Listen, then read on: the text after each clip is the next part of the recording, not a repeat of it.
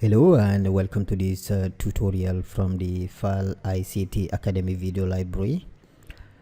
In this video tutorial I will be solving the ICT Elective Paper 3 of PC1 2026, which is the first series.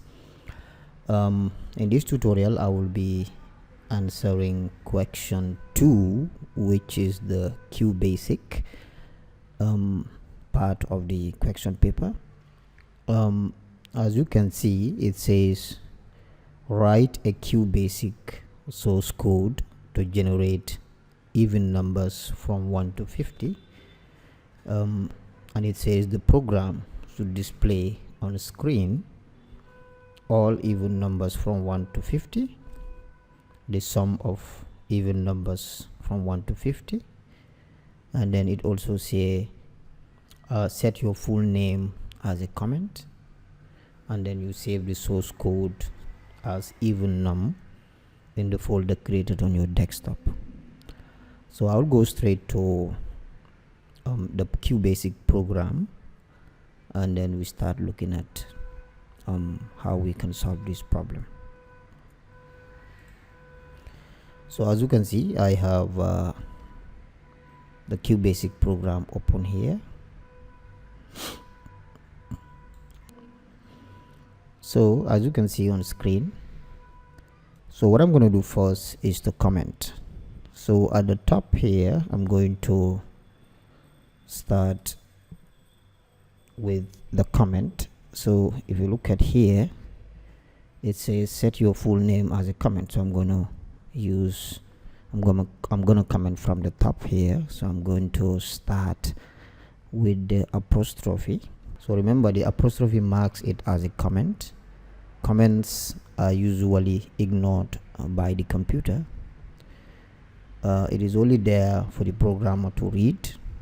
Okay, so I'm going to put my name here, Osman File, and then I will press enter. So next I will clear the screen. I will use the CLS. So CLS stands for clear screen. It wipes everything off the screen before program runs, and it ensures the output is neat and clean, and it's usually always written at the beginning of the program. This doesn't stop your program from running. So remember that it's not mandatory, but it is a good practice. So from here I will press enter, and if you look at here, it says the sum of all the even numbers. And so first I'm going to create, so this is going to be a loop. We should first understand even numbers, and I believe you all do, even and odd numbers. So any number that can be divided by 2 without a remainder. Okay, so from here I'm going to create a variable, and then I will store an integer there. So I'm just going to say total equals to 0. So which means I am creating a running total. This is going to be a running total because the total is going to keep changing, because remember it's going to be a loop. So I did not add, because most of the time if you are creating a variable that is going to store text or words, the variable should have a dollar symbol in front like that.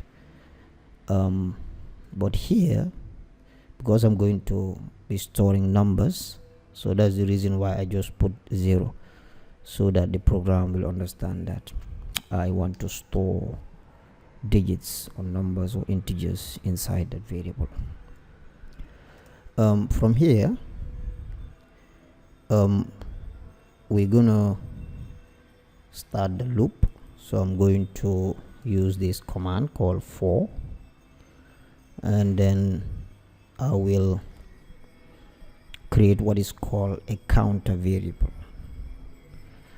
Now the counter variable is going to be doing counting after every round from 1 to 50 to check which of those numbers from 1 to 50 are even numbers. So this I, mostly the I here stands for index, but if I want, I can also use n. If I want, I can use x. If I want, I can use a word called count. It does not matter. It's just like any other variable. Okay, so it's just a tradition to use either I as index or n stands for number. So it depends on you that is writing the code what you want to use, but it does not matter. So I'm going to be using I here, and I would say equals to 1 to 50. Okay, because according to the question it says all even numbers from 1 to 50. So we are starting, so we're creating a loop here. So the for command here starts a loop, and then that loop is going to be stored in the variable called I. Okay, I here is a counter variable.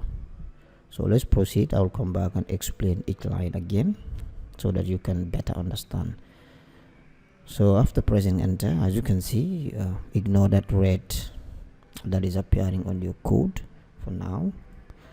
So I'm gonna open an if statement. So I will say if the variable I, and then I will put the operator mode. Now mode here is an operator just like modulo arithmetic in mathematics. So we're going to say mode 2 equals to 0, and then we are going to say then. So here technically we are saying test whether the current number is even, right? It tests whether the current number is even. So mode divides the variable I, which is the counter variable, by 2 and then returns the remainder. So the remainder has to be 0. If the remainder is 0, then the number is even. If the remainder is 1, then the number is odd. And then here means if true, do the next line. That is, if the condition is met, then go to the next line. Okay, so next what I will do is I will print the variable I. Okay, print here means to display. Print means to display. So after that I will now call my total variable that I have at the top here. Remember at the beginning I declared a variable and I stored an integer there. So I will say equals to or the total variable is now equals to total plus the I. So here remember this is a running total. This variable here total is a running total, it keeps changing. And then the I here, the I variable, is a counter variable which also keeps changing after every round. So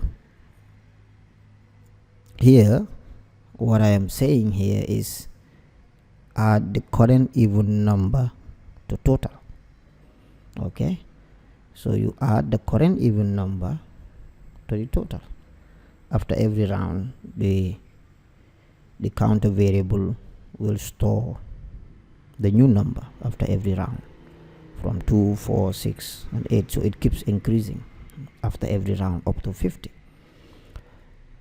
So the total here, as I said, works like a running total, is a running total.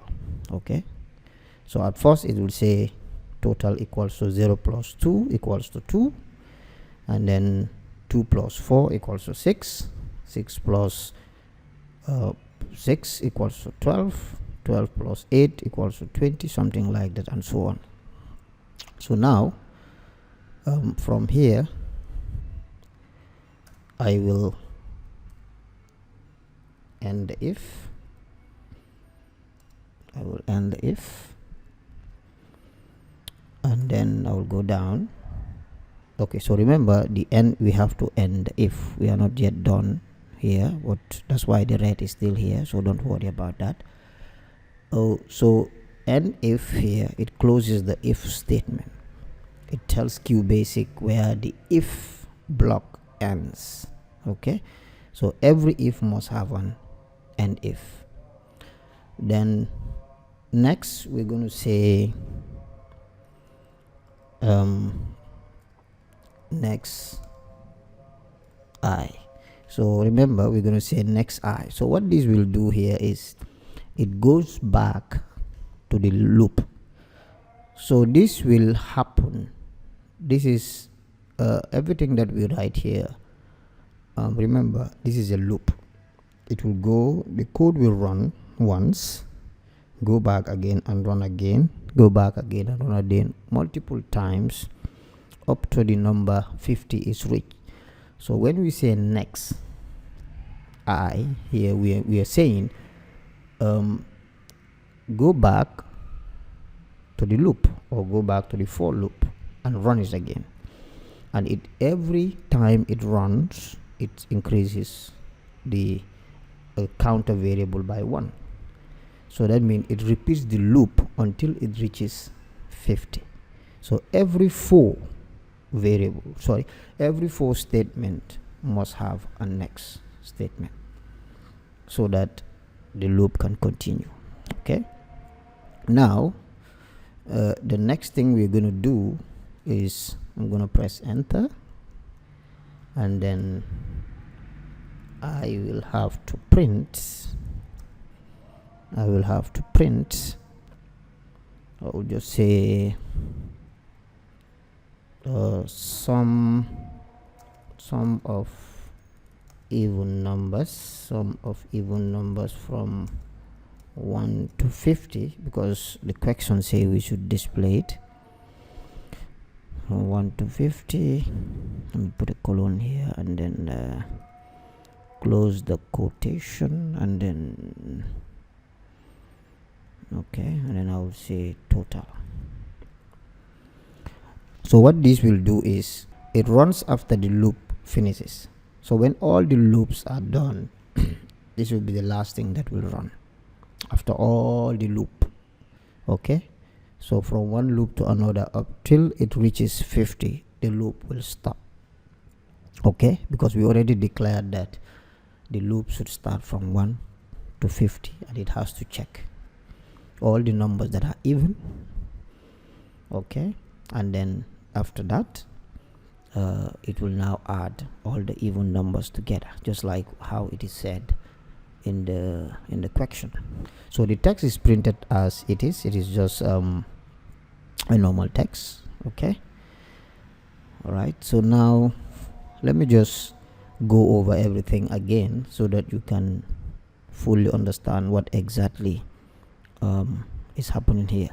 So let's start from line 1. Now, as you can see, line 1 contains an apostrophe, a single code, which just marks it as a comment. So comments are ignored by the computer. It is only there for the programmer to read. Okay, so this is just a comment.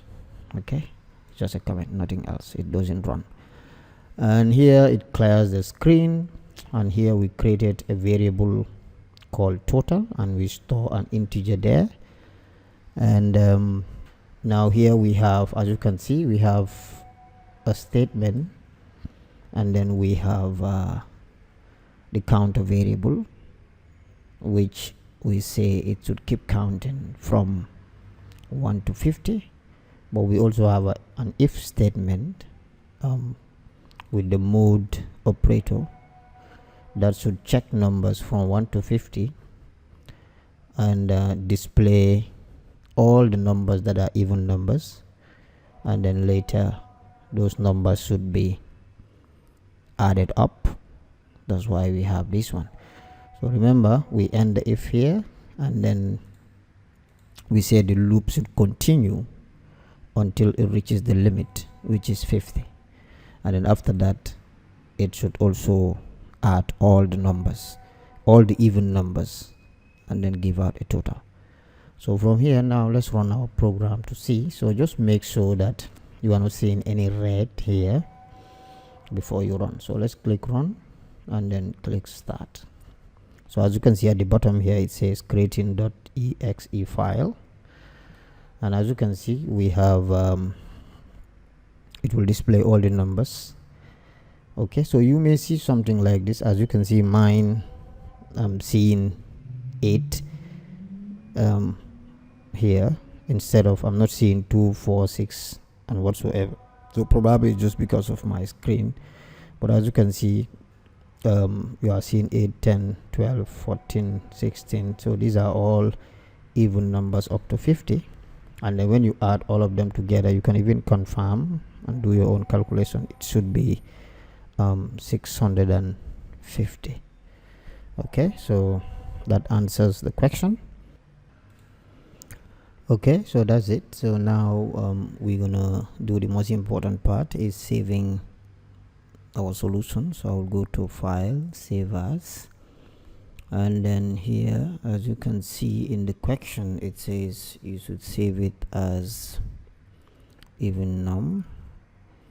Okay, so we're gonna save it as even num. So I'm just gonna put the extension .bash, and okay, so depending on what you're seeing here, so I'm going to locate my drive C. So I'm going to double click, but in your exam, obviously you will be saving it on a folder on the desktop, so make sure you locate that.